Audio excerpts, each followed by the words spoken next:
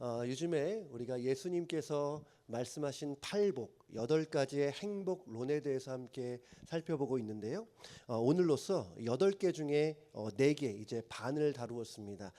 예수님께서 말씀하셨죠. 의에 줄이고 목마른 자는 복이 있나니 그들이 배부를 것이며.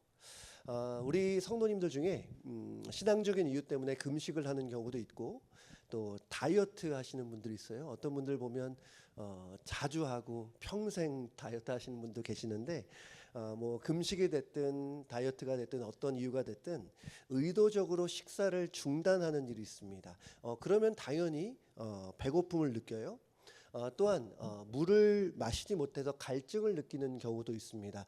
최근에 우리 성도님들에게 그런 일이 있으셨나 모르겠지만 아마도 우리 중에는 마실 물이 없어서 갈증을 느끼는 일은 거의 없을 거라고 생각합니다. 뭐 있다 하더라도 뭐 잠깐 갈증을 느끼는 정도가 아닐까 싶은데요. 근데 오늘 본문에 나오는 이 줄이고 목마르다라는 것은 그 정도 수준이 아니에요. 이 원어를 보면 이것은 아주 극심한 줄임이고 아주 극심한 목마름이에요. 예수님께서 공적인 사역을 시작하기 이전에 40일 동안 금식을 하신 적이 있습니다. 마태복음 4장 1절 2절에서는 이렇게 말하는데요. 그때 예수께서 성령에게 이끌리어 마귀에게 시험을 받으러 광야로 가사 40일을 밤낮으로 금식하신 후에 줄이신지라. 우리 성도님들 뭐 금식하신 분들 많이 경험이 있으실 텐데 보통 뭐 하루 이틀 3일 하면 지나면 배가 고파요. 그래서 자꾸 먹을 게 생각이 나요. 근데 40일은 어떻겠습니까? 뭐 저도 안 해봐서 모르겠지만 뭐 상당하지 않을까 싶은데 여기서 예수님이 40일을 금식하신 후에 줄이신지라 할 때 이 줄이다라는 단어와 오늘 본문에서 말하는 의에 줄이다 하는 이 줄인다라는 단어는 정확하게 동일한 단어예요. 같은 단어입니다. 그리고 목마르다라는 것도 이런 경우에 쓰였는데요. 예수님께서 십자가에 달리셨을 때 7마디의 말씀을 하셨어요. 십자가 위에서 우리가 그것을 보통 가상칠언이라고 말하는데 그 가상칠언 중에 하나가 이겁니다. 내가 목마르다. 그러니까 마찬가지로 여기서 목마르다와 오늘 본문에서 의에 줄이고 목마른 할 때의 이 목마르다는 동일한 단어예요. 그러니까 우리가 여기서 알 수 있는 것은 오늘 본문에 나오는 줄이고 목마르다는 표현은 뭐 아주 가볍고 라이트한 정도가 수준이 아니라 극한의 줄임과 극한의 목마름을 가리키는 거예요. 사실 우리에게 있어서 이러한 줄임과 목마름을 경험하는 일은 사실 많지 않을 겁니다. 그래서 조금 괴리감을 느낄 수 있어요. 우리처럼 미국에 사는 사람의 대부분, 뭐 다는 아니겠지만 이러한 극심한 줄임과 목마름을 경험하진 않아요. 하지만 당시에는 그랬습니다. 예수님이 사역하신 당시에는 지금처럼 풍족하지 않았어요. 이렇게 성도님들 신방을 가끔씩 가다 보면 집에 냉장고에 음식이 뭐 가득 많이 있지 않습니까? 또 어떤 집 보면 막 냉장고가 여러 대 있는데 뭐 제가 뭐 다 본 건 아니지만 꽉꽉 차 있는 그런 모습도 보게 되고 또 어떤 성도님 같은 경우에 비상시에 뭐 전쟁이 벌어지거나 지진이 일어나는 어떤 비상 사태에 본인 집으로 오래요. 저한테 집에 비상식량이 아주 많다는 거예요. 제가 누군지 말씀은 안 드리겠습니다. 비상시에 저는 그 집으로 갈 생각입니다. 근데 이것이 예수님 당시로서는 도저히 상상할 수 없는 모습이에요. 이때에는 먹을 것과 마실 것이 풍족하지 않았습니다. 어떤 자료에 의하면 당시 이스라엘 사람들 일반적인 노동자의 경우에 고기를 많이 먹으면 일주일에 한 번. 그러니까 대다수는 하루 벌어서 하루 먹고 사는 사람들이었어요. 그래서 식수의 경우에 물론 우리가 사는 이 LA도 굉장히 가문 곳이죠. 뭐 최근에 비가 많이 오긴 했지만 보통은 비가 많이 오진 않아요. 하지만 대체적으로 가뭄이 심해도 우리가 마실 물을 걱정하진 않아요. 현재. 하지만 당시 이스라엘은 물이 너무너무 귀했습니다. 그래서 들으셨는지 모르지만 당시에 포도주를 물 대용으로 사용할 정도였어요. 물이 많지 않았기 때문에. 그래서 당시에 이스라엘 사람들이 오늘 예수님의 말씀 있잖아요. 줄이고 목마르다는 말을 들었을 때에 이 단어 자체도 강한 표현이기 때문에 아마 이렇게 들었을 거라고 생각합니다. 배고파 죽겠다고 하는 자, 목말라서 죽을 지경인 자. 아마 그 당시 사람들은 그 정도의 충격으로 들었을 것입니다. 그런데 예수님은 이러한 주림과 목마름의 대상을 음식과 물이 아니라 의라고 정확하게 명시하고 있어요. 사실 오늘 본문에 이 의에 줄이고 목마른 자라고 말을 하는데 사실 이 의라는 단어 righteousness라고 하는 말이 우리에게는 좀 애매모호하게 들릴 수 있습니다. 여러분, 의에 줄이고 목마르다라는 것은 어떤 의미일까요?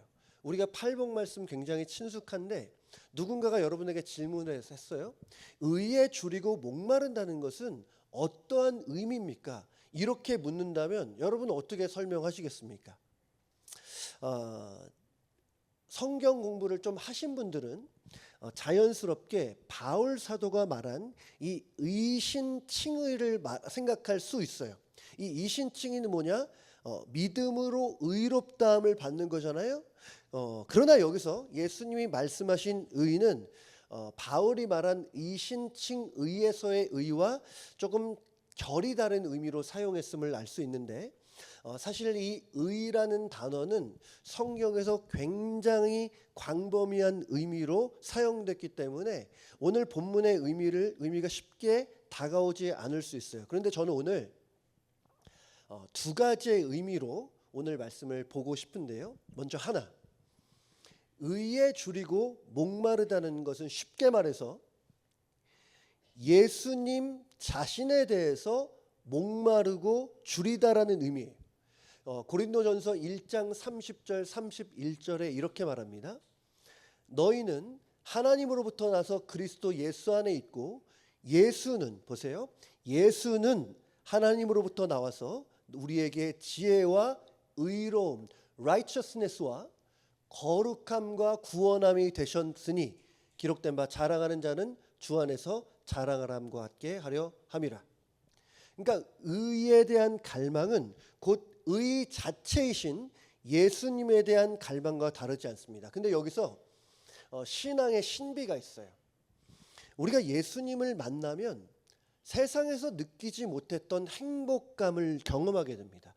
내게 주어진 환경과 여건에 상관없이 예수님으로 인해서 잔잔한 호수와 같은 마음의 평안을 경험할 수 있어요. 근데 참 신비한 것은 뭐냐면 예수님을 만나면 만날수록 예수님을 경험하면 경험할수록 예수님을 더욱더 갈망하게 된다는 거예요. 우리가 처음 예수님을 만나게 되면 우리 안에 예수님을 향한 새로운 갈망이 시작됩니다.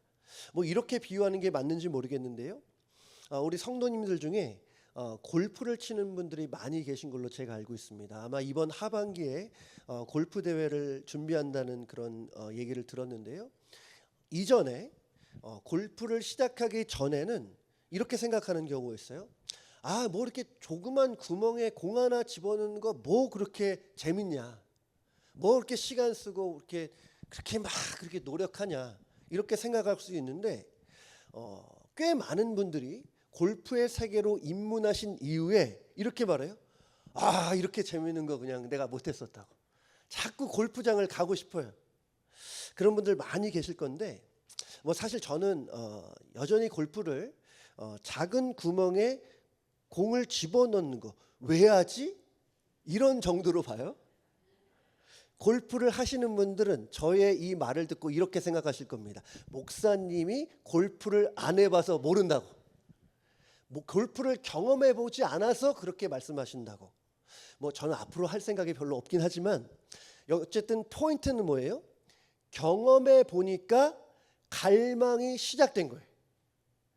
이와 비슷한 원리로 우리가 주님을 만나고 주님을 경험하게 되면 주님을 향한 새로운 갈망이 시작됩니다. 그리고 그 갈망은 신비하게도 날이면 날마다 커져가는 거예요. 이전보다 더 주님을 알고 싶고 이전보다 주님과 더 가까이 하고 싶고 주님의 음성을 더 자주 듣고 싶어요. 주님을 경험하면 경험할수록 주님을 향한 그 갈망과 사모함이 커져가는 거예요. 시편 42편 1절과 2절에서 이렇게 말하는데 우리 함께 읽겠습니다. 시작. 하나님이여, 사슴이 시냇물을 찾기에 갈급함같이 내 영혼이 주를 찾기에 갈급하니이다. 내 영혼이 하나님 곧 살아계시는 하나님을 갈망하나니 내가 어느 때에 나아가서 하나님의 얼굴을 배울까. 사실 이 사슴이 물을 마시기 위해서는 때로는 목숨을 걸어야 될 때가 있습니다. 물을 마시는 곳에 제가 보니까 악어가 숨어 있을 수 있어요. 얼마 전에 그 우연히 영상을 좀 봤는데 사슴이 물을 마시는데 물속에서 갑자기 악어가 나타나서 튀어나와서 사슴의 목을 탁 물어버렸어요. 그리고 바로 물속으로 끌어가는 그런 장면을 봤는데요. 위험이 있어요. 특별히 사슴의 목숨을 노리는 맹수들이 물 앞에 더 많이 있을 수 있어요. 그럼에도 불구하고 사슴은 시냇물을 찾습니다. 왜냐? 타는 목마름이 있기 때문에, 갈증이 있기 때문이에요. 여러분, 우리도 이러한 심정으로 주님을 찾아야 될 줄로 믿습니다. 주님을 갈망해야 돼요. 주님을 사모해야 돼요. 이전보다 주님을 더 알기 원하고 어제보다 오늘도 주님께 더 가까이 나아가기를 원한다. 그러한 타는 목마름과 갈증과 간절한 심정으로 그렇게 주님 찾는 저와 여러분 되시기를 주님의 이름으로 축복합니다. 여러분, 이것이 바로 의에 줄이고 목마른 상태예요. 이 부분에 대해서 몇 가지 말씀을 드리고 싶은데요. 먼저 하나는 이러한 주님을 향한 갈망이 우리를 진정한 행복으로 이끈다는 것입니다. 중요해요. 주님을 향한 갈망이 우리에게 진짜 행복을 준다는 거예요. 우리는 보통 세상에서 우리 안에 끊이지 않고 지속되는 욕구와 갈망을 중독이라고 부를 수 있습니다.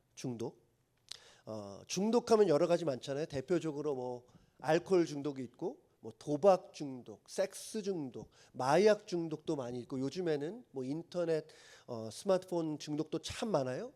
그리고 이런 대표적인 중독 말고도 뭐 얼마나 많은 중독들이 있는지 모릅니다.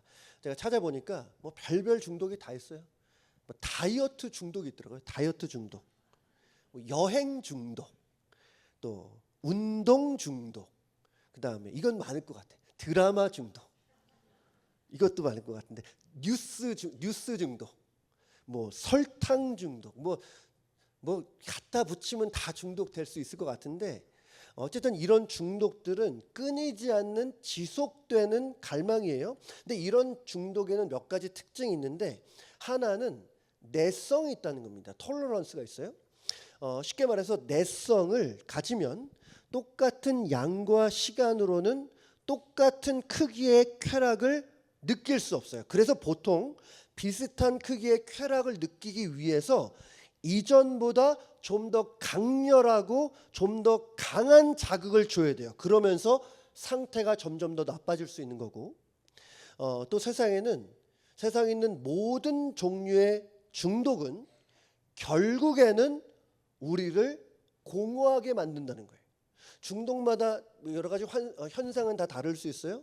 뭐 불안이 있을 수 있고, 우울이 있을 수 있고, 뭐 손떨림이 있을 수 있고, 뭐 환각이 있을 수 있고, 뭐 등등등 여러 가지 중독에 대한 현상들이 있을 수 있는데 현상은 다 다를 수 있지만 그것이 무엇이 됐든 결국에는 우리의 마음을 공허하게 만든다는 거예요.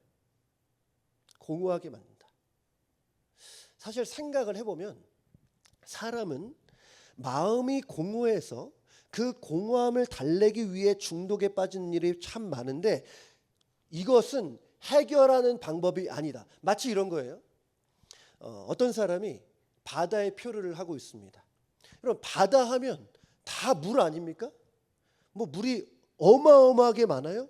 하지만 바닷물을 마신다고 해서 우리가 잘 알듯이 갈증이 해소되지 않습니다. 아니, 오히려 갈증이 더 심해져요. 여러분 이런 현상을 예레미야 선지자는 이렇게 표현했습니다. 예레미야 2장 13절에 내 백성이, 하나님의 진단이에요.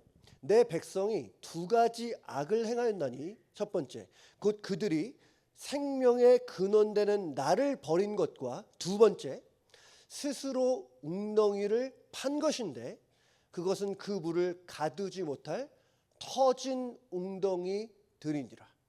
웅덩이가 터졌어요. 그러니 채워도 채워지지 않아요. 세상의 방법으로는 우리의 영혼의 갈증을 해결할 수 없다. 여러분 하나님이 우리를 창조하셨을 때 사람이 진정으로 행복할 수 있는 길을 정하셨어요. 그것이 무엇이냐? 우리가 섬기는 예수님과의 관계, 우리의 진정한 행복 되시고 참된 만족이시고 천국을 천국 되게 하시는 예수 그리스도를 내 안에 모시고 그분과 아름답게 교제하는 것이 행복이다. 여러분 우리 그런 찬양 있잖아요. 주와 뭐더라? 주와 함께 길 가는 것, 뭐죠? 그 다음에 즐거운 일 아닌가. 확실히 저보단 잘하십니다. 여러분 주님과 함께 동행하는 것이 우리가 누릴 수 있는 가장 큰 행복인 줄로 믿습니다. 오늘 본문의 표현을 빌리면 그 행복을 의에 줄이고 목마른 사람이 경험할 수 있다는 거예요. 물론 천국에서 누릴 수 있는 영원한 행복을 아닐 거예요. 하지만 그곳에서 누릴 영원한 행복을 우리가 이 땅에서도 어느 정도 맛볼 수 있다는 것이 성경의 증언입니다. 그래서 예수님이 이렇게 말씀하셨어요. 예수님이 오병이어의 사건을 행하신 이후에 요한복음 6장 35절에 이렇게 말씀하십니다. 나는 생명의 떡이니 내게 오는 자는 결코 줄이지 아니할 터이요 나를 믿는 자는 영원히 목마르지 아니하니라. 믿으시면 아멘. 예수님은 좀 전에 오병이어로 사람들의 배를 채워주셨는데 결코 줄이지 않는 떡은 너희들이 방금 먹은 그 떡이 아니라 예수님 자신이라는 거예요. 예수님을 믿는 자는 영원히 목마르지 않대. 세상에서는 우리 각자가 갈망하는 것이 무엇이든 잠시 잠깐의 행복과 기쁨을 줄 수 있어요. 하지만 지속적으로는 목마르게 되었어요. 그러나 예수님을 믿는 자는 영원히 목마르지 않다는 것입니다. 그런 차원에서 제가 좀 전에 중독에 대해서 말씀드렸는데요. 중독은 하나같이 다 나쁜 거예요. 그러나 한 가지 예외. 예수 중독은 좋은 줄로 믿습니다. 오래전에 이 사랑의 원자탄이라고 불렸던 이 손양원 목사님이라는 분이 있어요. 이분이 자신의 두 아들을 죽인 안재선이라는 사람을 자신의 양아들로 입양했던 그런 일이 있습니다. 참 하나님 앞에 귀하게 쓰임받은 귀한 성자와 같은 분인데 이 손양원 목사님이 이런 글을 썼어요. 제목이 예수 중독자입니다. 제가 읽어볼게요. 나 예수 중독자 되어야 하겠다. 술 중독자는 술로만 살다가 술로 인해 죽게 되는 것이고 마약 중독자는 아편으로 살다가 아편으로 인해 죽게 되나니 우리도 예수의 중독자 되어 예수로 살다가 예수로 죽자. 우리의 전 생활과 생명을 주님 위에 살면 주같이 부활된다. 주의 종이니 주만 위에 일하는 자가 되고 내 일 되지 않게 하자. 여러분 이렇게 예수 중독자야말로 세상에서 가장 행복한 사람인 줄로 믿습니다. 저는 저를 포함한 우리 모두가 예수 중독자 되면 좋겠다. 그래서 예수로 살고 예수로 죽는 또한 뿐만 아니라 예수 안에 있는 진정한 행복을 우리 모두가 마음껏 누리게 되시기를 주님의 이름으로 축복합니다. 이렇게 먼저는 이 righteousness를 예수님과의 관계 속에서 말씀을 드리는데요. 이것을 이름을 굳이 붙이자면 개인적 차원의 의라고 말할 수 있어요. 또한 이 개인적 차원의 의 외에도 사회적 차원의 의도 있습니다. 이것을 우리는 보통 정의라고 불러요. 영어 성경을 보면 의에 줄이고 목마른 자라고 할 때 이 의를 대부분은 righteousness라고 번역을 하는데요. NLT나 몇몇의 영어 성경 번역본에서는 righteousness가 아니라 justice로 번역을 합니다. 그러니까 정의라는 거예요. 여러분 성경에서는 개인적인 의도 강조하지만 이 사회적인 의, 정의도 상당히 강조하고 있어요. 예를 들어서 미가서 6장 8절을 보면 이렇게 말합니다. 우리 같이 읽어볼까요? 시작. 사람아 주께서 선한 것이 무엇임을 내게 보이셨나니 여호와께서 내게 구하시는 것은 오직 정의를 행하며 인자를 사랑하며 겸손하게 내 하나님과 함께 행하는 것이 아니냐.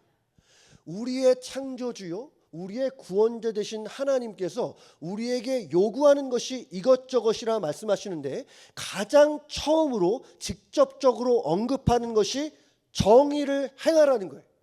To do justice. 여러분 그럼 정의라는 것은 무엇일까요? 이 단어를 뭐 한마디로 표현하기는 참 쉽지 않을 겁니다. 관념적으로만 이해하는 경우도 많이 있는데 다만 저는 이전에 그 류오준이라는 교수님의 글을 보다가 참 공감을 한 적이 있어요. 정의를 이렇게 얘기해요. 정의는 사람들이 가져야 할 당연한 권리들을 존중하는 것이다. 다시 읽어볼게요. 정의는 사람들이 가져야 할 당연한 권리들을 존중하는 것이다. 또 이렇게도 표현합니다. 억울한 일이 없도록 하는 것이 정의다. 정의를 우리가 이렇게 이해한다고 가정을 해보면 여러분 보통 사람이 가져야 할 당연한 권리를 존중받지 못하는 사람들은 누굽니까? 억울한 일을 당하는 사람들은 보통 누굽니까? 당연하게도 세상의 약자고 가난한 자들이에요. 우리 방금 전에 영상으로 보셨지만 얼마 전에 다녀온 필리핀 단기 선교는 제가 보니까 이 시작 전부터 끝날 때까지 하나님께서 참 많은 은혜를 부어주셨어요. 하나님의 일하심을 저뿐만 아니라 우리 모든 선교 팀원들이 함께 느끼고 경험할 수 있었습니다. 3일 동안 이 BBS를 진행을 했는데요. 처음에 선교사님 말씀이 보통 아이들이 한 120명 정도 오니까 맥시멈 한 150명 정도 생각하고 준비하시면 좋겠다고. 저희가 처음에 필리핀 그 다바오 현지를 도착한 날에 저희가 BBS가 아니라 마을 잔치를 먼저 했습니다. 동네 사람들을 이렇게 초청해서 함께 예배하고 찬양하고 또 이렇게 같이 교제하고 나중에 뭐 쌀이라든지 선물 같은 거를 좀 드렸는데 그렇게 좋아할 수 없어요. 그렇게 막 다들 웃으면서 얼마나 행복해 하시든지 어쩌면 마을 잔치가 잘 끝나서 소문이 나서 그랬는지 그 다음 날 이 BBS를 시작을 하는데 맥시멈 150명을 예상했는데 첫날 몇 명 왔냐? 240명이었어요. 그것이 참 덥기도 하고 습기도 우리도 덥지만 거기 습도가 높잖아요. 그러니까 막 땀이 온몸에 막 줄줄줄 흘러요. 아이들이 막 예상보다 90명이 더 왔으니 뭐 장소가 얼마나 협소해요? 막 땀이 뻘뻘 나는 기온에 뭐 열악해요 환경도. 근데 애들이 제가 어렸을 때라도 안 좋아하고 절대 안 했을 것 같은데 애들은 너무 좋아요. 우리 아이들이 이곳에 있는 우리 아이들이 디즈니랜드 간 것 이상으로 훨씬 더 좋아요. 너무 좋대요. 어떤 애는 안겨가지고 너무 행복하다고 다음 주에 또 하면 안 되냐고.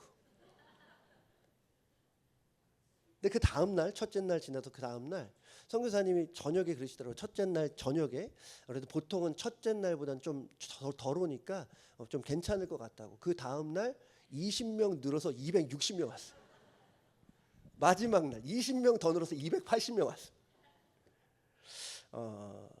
제가 말씀드리고 싶은 것은 이 아이들 대부분이 경제적으로 어려운 그 형편의 가정이에요. 그 교회 주변이 다 이게 빈민 같거든요. 이번에 보니까 우리 성도님 중에 누가 그런 얘기를 해요. 이게 사람만 불쌍한 것이 아니까 잘 보니까 제가 봐도 그 길가에 돌아다니는 고양이와 개들도 불쌍해. 말랐어요. 막 피부병이 나고. 저도 좀 유심히 보니까 참새도 말랐어요. 그리고 어떤 그 권사님이 또 그런 말씀하세요. 파리도 말랐대. 파리가 살이 없대. 파리가. 한 번은 이 빈민가 동네를 걸으면서 어려운 집들, 동네 이장님 같은 분이 정해줬어요. 어려운 집에 가서 쌀을 나누고 선물을 나눠준 일이 있는데, 제가 볼 때는 참 열악 그 자체입니다. 뭐 집이 있다해도 그냥 집이 그냥 흙 바닥이에요.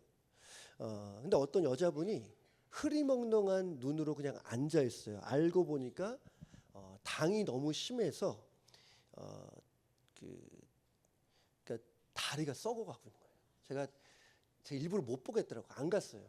근데 제가 나중에 사진으로 좀 봤는데 종아리가 썩어가는데 그 눈에 보일 정도로 시커먼데 돈이 없어서 병원에 못 가요. 또 그 주변에 그 강물이 흐르는데 제가 볼 때는 그냥 다 더러운 흙탕물이거든요. 근데 목욕 시설이 제대로 없으니까 그냥 그곳에서 씻고 설거지하고 용변도 거기다 하더라고요. 또 한 번은 교회를 다니던 우리 17살 된 여자아이가 아파서 이제 교회를 못 와요. 집에 누워 있대요. 뭐 병명은 정확히 모르겠지만 우리 누워 있으면 한 번씩 자리 이렇게 바꿔줘야 되잖아요. 그걸 몰라. 욕창이 너무 심해. 그래서 17살 애가 주변에 병원에 가도 잘 몰라요. 수술할 수 있는 돈도 없어요. 제가 그거 보면서 저라도 돈이 좀 많으면 우리 교회 그냥 많이 주면 좋을까 이런 생각도 드는데, 거기 주변이 다 그래요. 뭐 도와줄 수 있는 수준에 나라도 못 도와줘. 나라도. 제가 볼 때 이들의 모습은 사람이 가져야 될 당연한 권리를 누리지 못하는 거예요. 정의가 시행되지 못하는 거예요. 우리 선교 팀원들 중에 많은 분들이 너무 안타까워했어요. 막 눈물 흘리는 분도 계셨고, 그 고통당하는 그 모습 보면서 막 나도 모르게 한숨이 나오는 그런 모습들. 뭐 여러분, 필리핀만 그렇습니까? 우리 안에도 그럴 수 있고 우리 주변에도 사람이 가져야 될 권리를 누리지 못하는 일들이 많이 있을 수 있어요. 그것을 안타까워하는 마음이 오늘 본문에서 말하는 의에 줄이고 목마른 자의 마음입니다. 우리는 이렇게 정의가 시행되지 않고 온갖 고통과 아픔을 갖고 있는 이 세상을 향해서 의에 줄이고 목마른 마음을 가져야 될 줄로 믿습니다. 여러분, 우리 그래서는 안 되잖아요. 나 편안하니까, 우리 가족 행복하니까 됐다, 충분하다. 하나님이 기뻐하시지는 않으시겠죠. 그리고 여러분, 이렇게 고통당하는 자들을 향해 안타까워하는 그 마음이 바로 우리 주님의 마음이었습니다. 우리 지금 마태복음 보고 있는데 마태복음 9장 36절에 예수님이 이렇게 보세요. 예수님이 무리를 보시고 불쌍히 여기시니 이는 그들이 목자 없는 양과 같이 고생하며 기진함이라. 여러분, 여기서 불쌍히 여기시며라고 번역된 단어를 직역하면 창자에 이르기까지 기진한다. 그러니까 쉽게 말해서 예수님이 가슴 깊이 아파요. 가슴이 찢어질 정도의 고통을 겪으셨다는 거예요. 여러분, 그리고 이렇게 주님의 마음을 닮은 그런 마음, 안타까운 심정, 고생하는 자들을 불쌍히 여기는 그런 마음들이 많아지면 많아질수록 세상의 정의는 점점점 세워질 수 있다는 것. 여러분, 당연하지 않습니까? 약자의 고통을 외면하지 않고 함께 아파하고 고통받는데 그냥 가만히 있지 않겠죠. 그렇지 않죠? 마음이 그러면 어떤 조직이든 사람이든 사랑과 물질을 흘려보낼 수밖에 없어요. 그것이 당연한 것이에요. 여러분, 오늘 본문에서 언급된 예수님의 약속은 무엇이었습니까? 다시 기억해 보면 의에 줄이고 목마른 자는 복이 있나니 그들이 배부를 것이며라고 말씀하셨어요.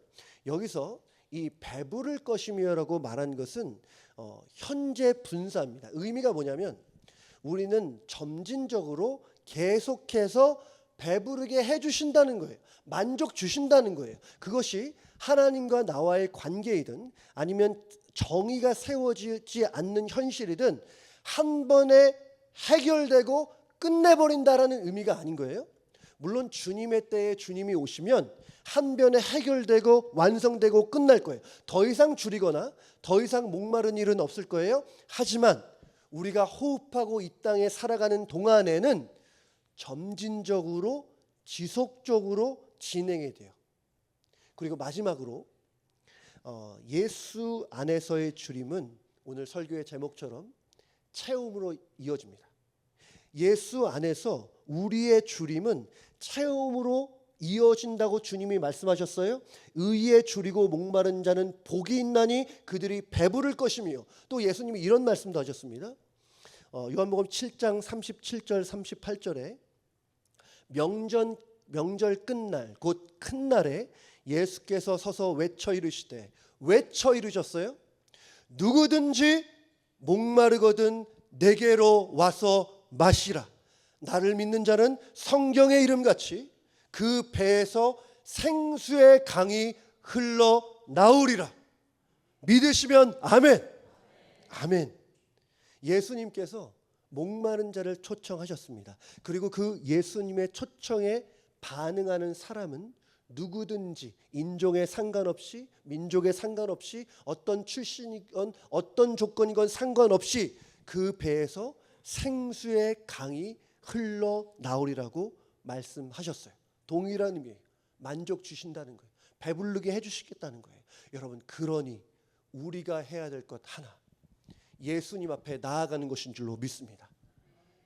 우리 중에 혹시 반복되는 죄로 인해서 영적인 침체 가운데 있다 하더라도 나의 형편이 어떠하든지 상관없이 여러분, 우리를 기다리시는 주님 앞에 나아가시기를 주님의 이름으로 축복합니다. 그 주님 앞에 나아가서 다른 것으로 채울 수 없는 우리의 마음이 예수로 충만하게 되기를 바랍니다. 예수로 충만하여 예수님이 주시는 진정한 행복을 우리 모두가 누릴 수 있게 되기를 주님의 이름으로 축복합니다.